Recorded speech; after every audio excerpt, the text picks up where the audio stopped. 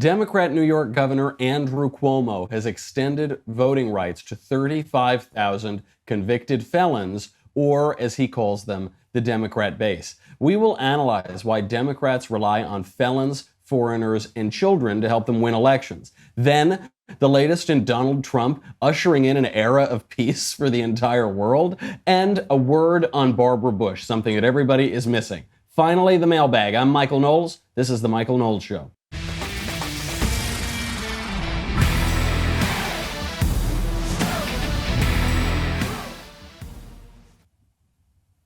Hey everybody, so I'm still on the road. I'm in Philadelphia. I've just finished a delicious cheesesteak, and I'd never want to leave this place. You know, it's very good for a Gavone to be here. And so anyway, I'm speaking tonight at Trump University, the University of Pennsylvania Wharton School of Business. You know, we call it Trump University for short. People have been pulling down my flyers during campus walks and things like that. They've been finding the flyers littered all over the campus. So we definitely don't want the word to get out that this event called Reasons to Vote for Trump is going to be happening tonight at 7 p.m. in John Huntsman Hall at the University of Pennsylvania. That's really going to upset the students there at Trump University. So don't spread the word. Don't let anybody know that it will be at 7 o'clock tonight in Huntsman Hall at Trump University, also known as the University of Pennsylvania. That should be a lot of fun. So before we get started, there's a lot to talk about today. The Democrats are, they're moving beyond satire at this point. They're actually becoming parodies of themselves, just springing the jails free so that they can get more voters. Before we talk about that, we have to talk about Skillshare. Because look, I don't want you to be some like dirty, rotten derelict, you know, the kind that they're trying to go out and get. What you need to do is better yourself. Only by bettering yourself will you be able to make a better life, and you don't need to rely on somebody else to do it for you. One of the greatest things that I've come into contact with by doing this show is Skillshare. So I love using Skillshare. It is really, really good. It's an online learning platform with, I think, 18,000 classes in all sorts of useful things. So they have design, business, technology, all of that. I have to look to read those because I don't take any of the useful ones. I do ones like time management. That one's pretty good. Hard to find the time, you know, but then when you do it, hopefully you can learn all the other things. But look, it's 2018, so you're going to need... You can't just go work at the plant for 60 years and then cash in your pension. That's not how the economy works anymore. You need to be able to build up a little side hustle, build up your own professional skills. And then also, if you find yourself with some free time, you've listened to every single episode of the podcast, you've seen all of the breakouts, you've sent it to your friends, you should just do something to culturate yourself, to make yourself a more cultured person. If you ever find that you're bored, go to Skillshare immediately. Only boring people get bored. You should never be bored. You need to be cultivating interests and cultivating skills. It'll really pay off down the line.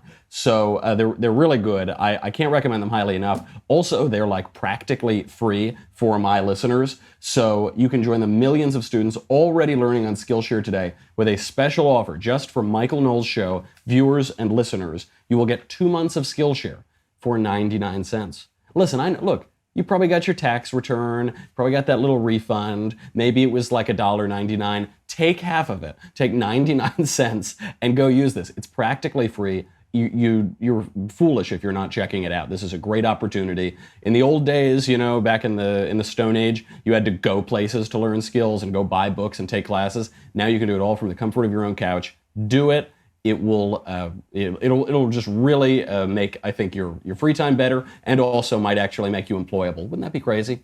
Okay, do that right now. Skillshare.com/Michael, M-I-C-H-A-E-L. Skillshare.com/Michael, M-I-C-H-A-E-L. Don't spell it like they spell it at the coffee shops. Skillshare.com/Michael. Okay, let's get into this thing. You know, I think Cuomo is just trolling me practically.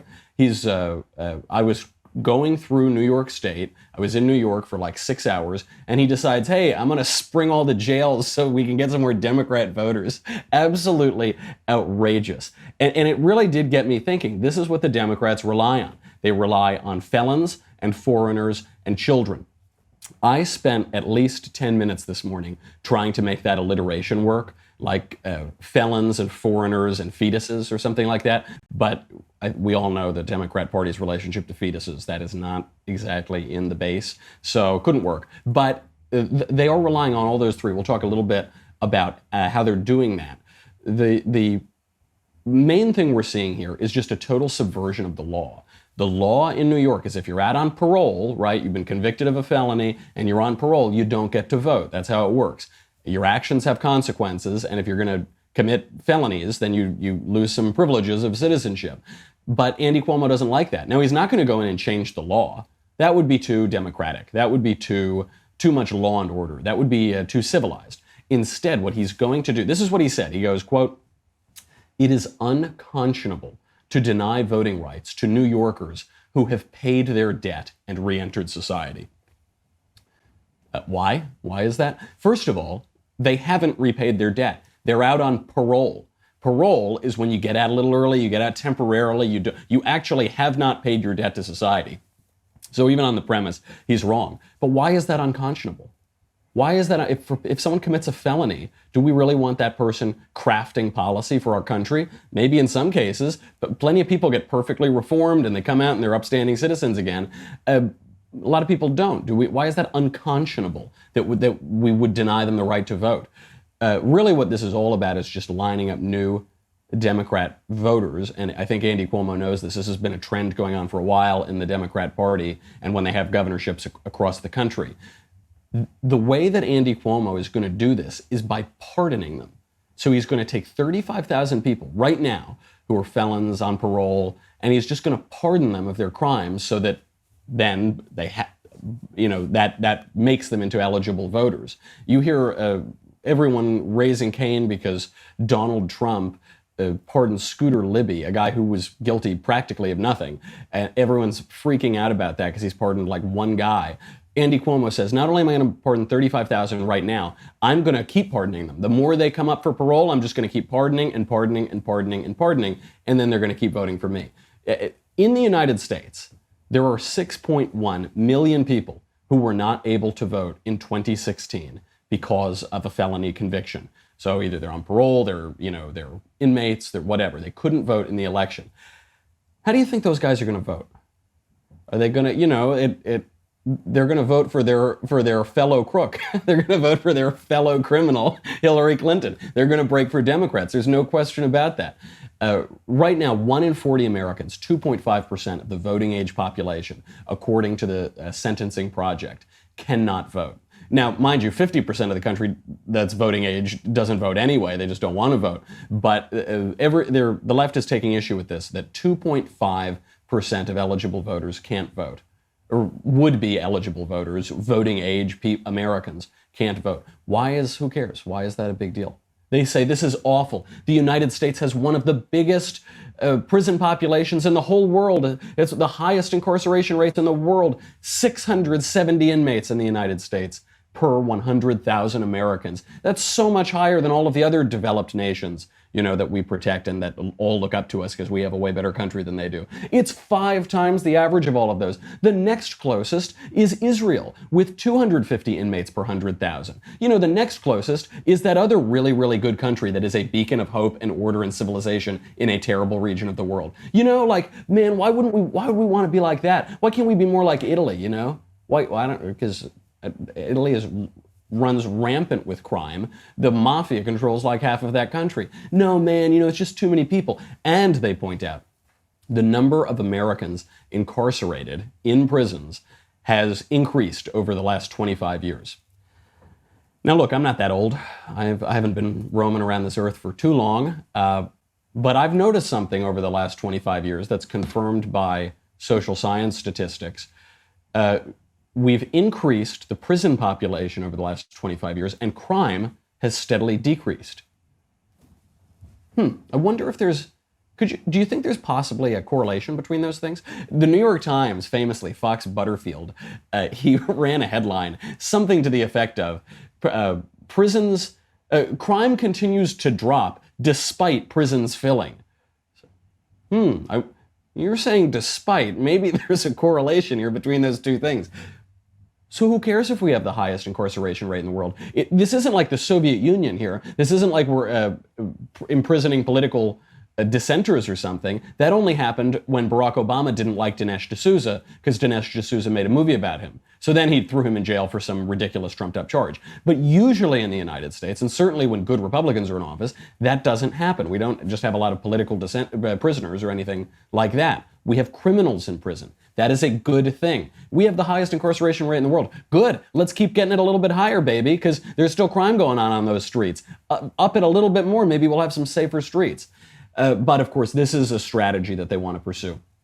In Virginia, we saw this in 2017. The Democrat governor, Terry McAuliffe, he started using executive orders to restore felons' voting rights in 2016.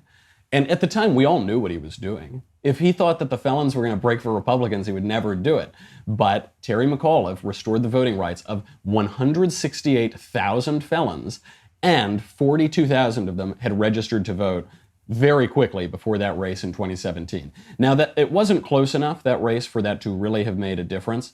You have to add in all of the other people who shouldn't be voting, to get to those numbers.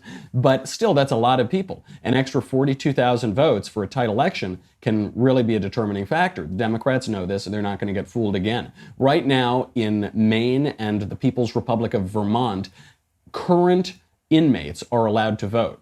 Actual, like people in prison, I don't know if they get a furlough or something to go down to the polls and wreak some havoc, both on our democracy and on the people around there, and then they get to go back in. But they choose to have actual prisoners voting. More on this in 1 second, but first we got to talk about a little honey. You've heard me talk about honey before. I don't even need to look at the ad. Honey is one of the greatest products ever invented. I have been using honey so much. I think I've been using honey significantly longer than the Daily Wire has existed. It is this amazing browser extension. You add it to your browser, and it saves you money. And now you think, what's the catch? There's no catch. There isn't any catch. You just go. So I don't know if you know this. In the Stone Age, what you used to do when you'd go shopping online is you'd Google, like, promo code at Amazon or whatever, promo code at whatever store you're at, and then they'd give you a huge list, and then you'd manually insert them, and they would never work. You'd be like, oh, no, and then it would screw up your cart, and then you'd have to go back and refill your cart. It was just this mess, right? Now, you have this browser extension, and you just go shopping, and then it saves you money. And it runs all the codes, and it does everything for you, and it just saves you money. It is so good. Millions of people are using honey to save money while shopping online. It is free. It takes 2 clicks to get this thing into your browser. Saves you tons of money. Really, really good. It automatically searches the 2 million sellers on Amazon to find you the lowest price. I buy a lot of things on Amazon because, I don't write books, but I do read books. So I'm on Amazon all the time, and it just finds you the best prices. There's the honey drop list, so it'll notify you if the price drops. If you don't want to do it now, maybe it'll let you know. It's unbelievable. I couldn't tell you the last purchase I made with honey. I probably, it would be much easier to say the last purchase I made without honey, which was years ago. I use this thing every time I go shopping. Do it now. Install it right now. It's very easy. It'll save you a lot of money. There's no reason not to do it. It's free. It takes 2 clicks to install, and you will always get the lowest price on Amazon. Add honey to your browser for free right now. Joinhoney.com/Covfefe, Covfefe. Get a little more Covfefe in your wallet, Joinhoney.com/Covfefe, Covfefe. Okay, back to criminals.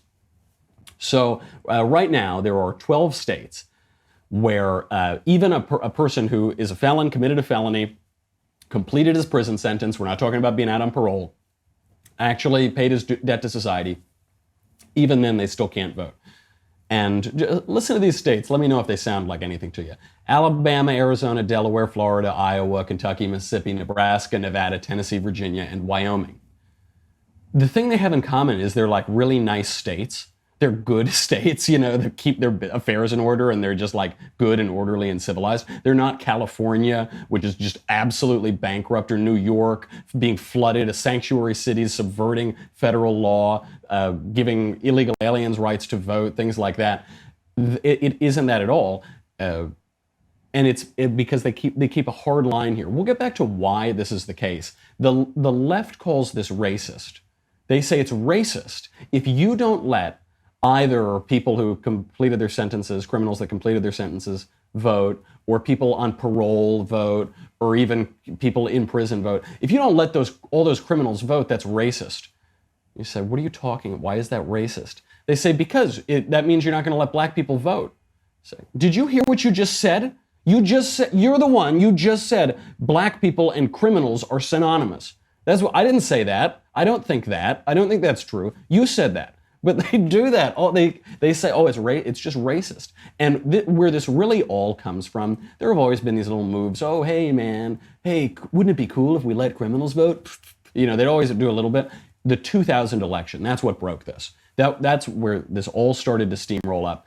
A 2002 study found that Democrat candidates receive 7 out of every 10 votes that would be cast by felons or ex-felons in 14 of the then previous 15 U.S. Senate election years. They get 70% of them. That's just one study that shows this.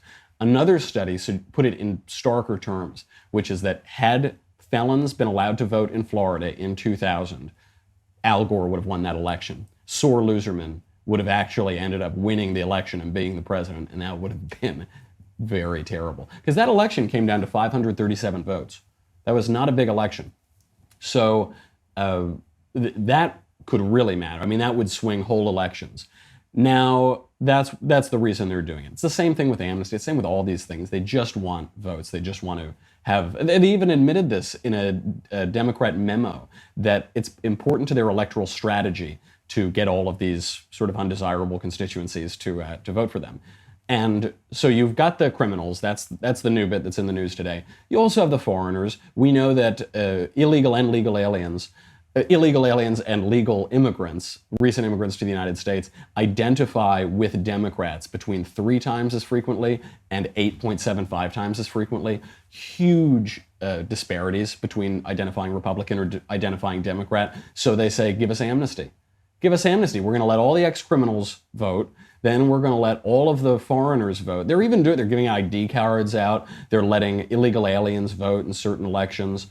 And then the children. Then think of the children. So these are the most manipulable constituencies, right? You got these felons who are, you know, their lifeline is the state, right? They're in a very direct relationship to the state.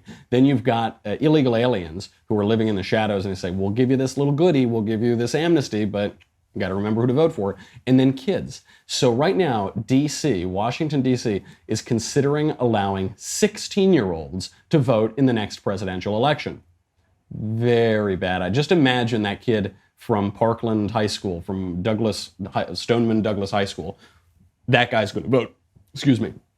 That guy is going to vote in the next presidential election if D.C. gets its way. It's always lefty places that are doing this, the District of Columbia and these states.